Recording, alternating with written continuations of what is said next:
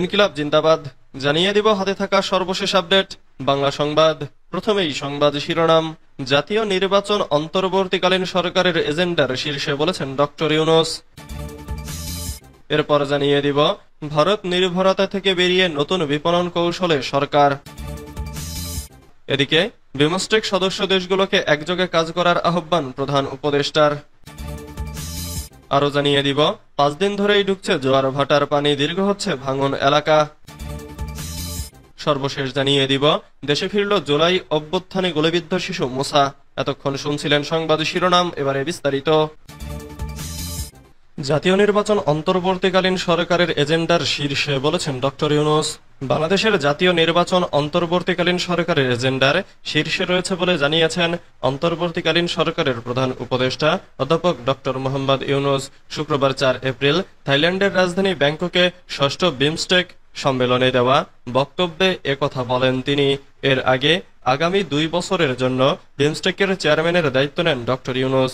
এরপর সম্মেলনে বক্তব্যকালে তিনি বলেন, বিমস্টেক অঞ্চলের টেকসই উন্নয়ন এবং অর্থনৈতিক স্থিতিশীলতার জন্য জ্বালানি নিরাপত্তা গুরুত্বপূর্ণ। লিখিত বক্তব্যে প্রধান উপদেষ্টা বলেন, বর্তমান সরকার দেশের প্রতিটি নাগরিকের সাংবিধানিক অধিকার নিশ্চিত করতে, বিশেষ করে নারী, জাতিগত ও ধর্মীয় সংখ্যালঘুদের অধিকার সংরক্ষণের ক্ষেত্রে দৃঢ় প্রতিজ্ঞ। রোহিঙ্গা প্রসঙ্গে ডক্টর ইউনূস বলেন, রোহিঙ্গা প্রত্যাবাসনে উপযুক্ত পরিবেশ তৈরিতে রাখাইনে মানবিক চ্যানেল করা যেতে পারে। রোহিঙ্গা সংকটের দীর্ঘস্থায়ী মীমাংসা না হলে পুরো অঞ্চলে অস্থিতিশীলতা দেখা দিতে পারে। এর আগে থাইল্যান্ডের বিশিষ্টজনদের সঙ্গে প্রাতরাশ বৈঠক করেন প্রধান উপদেষ্টা অধ্যাপক ডক্টর মোহাম্মদ ইউনূস। শুক্রবার 4 এপ্রিল দেশটির রাজধানী ব্যাংককে অনুষ্ঠিত বিমস্টেক সম্মেলনের ফাঁকে এই প্রাতরাশ বৈঠক করেন তিনি। প্রধান উপদেষ্টার প্রেস সচিব শফিকুল আলম গণমাধ্যমকে এ তথ্য জানান। এ সময় প্রধান উপদেষ্টার সঙ্গে উপস্থিত ছিলেন পররাষ্ট্র উপদেষ্টা মোহাম্মদ তৌহিদ হোসেন সহ বাংলাদেশ প্রতিনিধি দলের সদস্যরা। এদিকে বিমস্টেক সম্মেলনের ফাঁকে শুক্রবার 4 এপ্রিল ব্যাংককে বাংলাদেশের প্রধান উপদেষ্টা অধ্যাপক ডক্টর মোহাম্মদ ইউনূস ও ভারতের প্রধানমন্ত্রী দ্বিপাক্ষিক বৈঠক হয়। ভারত নির্ভরতা থেকে বেরিয়ে নতুন বিপণন কৌশলে সরকার। দীর্ঘদিন ধরে আমরা নিত্যপণ্যের বিষয়ে ভারতের উপর নির্ভরশীল ছিলাম। আমদানিতে ভারত নির্ভরতা থেকে বেরিয়ে আসছে অন্তর্বর্তীকালীন সরকার। ফলে চাহিদা মেটাতে পণ্য যথাযথভাবে সংরক্ষণ ও উৎপাদনে স্বনির্ভরতার দিকে দেশকে এগিয়ে নেওয়ার ওপর জোর দেওয়া হচ্ছে।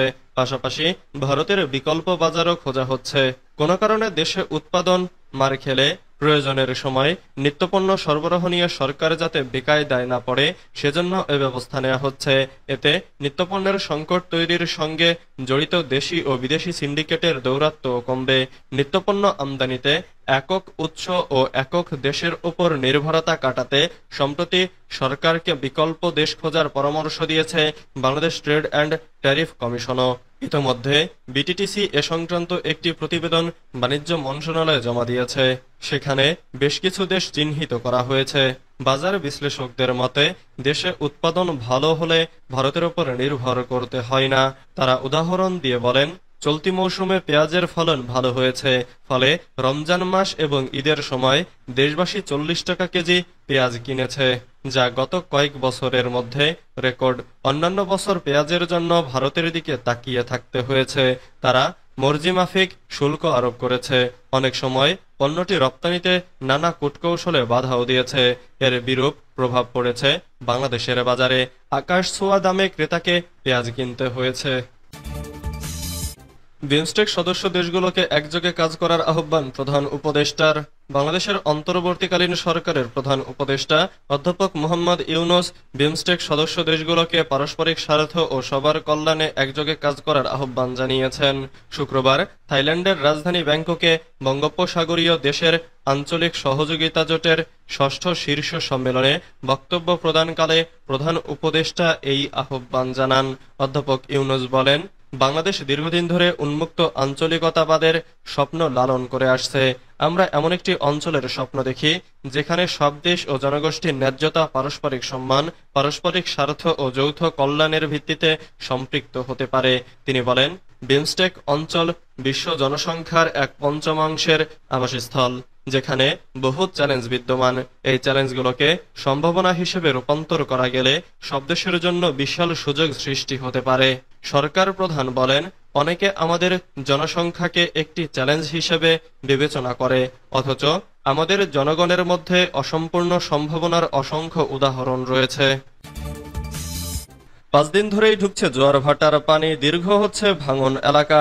সাতক্ষীরার আশাশুনি উপজেলার খোলপেটুয়া নদীর ভাঙন বাদ দিয়ে গত 5 দিন ধরেই ওঠানামা করছে জোয়ার ভাটার পানি। এতে বাড়ছে ভাঙনের পরিধি।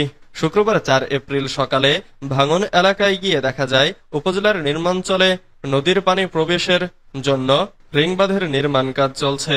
বেশিরভাগ অংশে বাঁধ দেওয়া হয়েছে। আজ পুরো বাঁধের কাজ শেষ হওয়ার কথা জানিয়েছে পানি উন্নয়ন বোর্ড। পানি উন্নয়ন বোর্ডের দেয়া তথ্য মতে জোয়ার ভাটার স্রোতে ভাঙন কবলিত এলাকার দৈর্ঘ্য বাড়ছে। 150 মিটারের জায়গায় 200 মিটার দূর দিয়ে রিং বাঁধ দিতে হচ্ছে। গত সোমবার ঈদের দিন সকালে খোলপেটুয়া নদীর জোয়ারের পানির তোড়ে ভেঙে যায় সাতক্ষীরা উপকূলীয় অঞ্চল আশাশুনির বিছট বেড়িবাঁধ।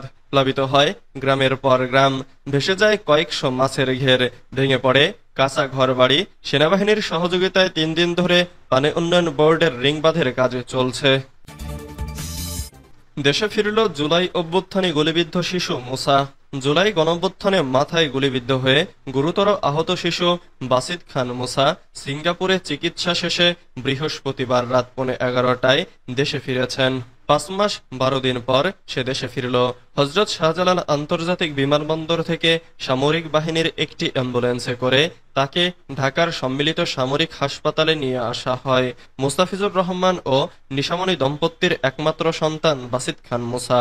গত বছরের 19 জুলাই মোরাদিয়া হাট এলাকায় তারা বাসার নিচে দাদি মায়া ইসলাম সহ আইসক্রিম কিনতে গিয়ে গুলিবিদ্ধ হন শিশু মুসা। ওই ঘটনার পরদিন মুসার দাদি মায়া ইসলাম মৃত্যুবরণ করেন। মুসার মাথার এক পাশ দিয়ে গুলি প্রবেশ করে অন্য পাশ দিয়ে বেরিয়ে যায়। প্রথমে ঢাকা মেডিকেল কলেজ হাসপাতালে চিকিৎসা নেওয়ার পর 26 আগস্ট তাকে স্থানান্তরিত করা হয় সম্মিলিত সামরিক হাসপাতালে। পরে সরকারের সিদ্ধান্তে সরকারি বেসরকারি সহযোগিতায় উন্নত চিকিৎসার জন্য 22 অক্টোবর সিঙ্গাপুর পাঠানো হয় মুসাকে। সিঙ্গাপুর ন্যাশনাল ইউনিভার্সিটি হাসপাতালে 5 মাস চিকিৎসা শেষ করে তিনি বৃহস্পতিবার দেশে ফিরেছেন।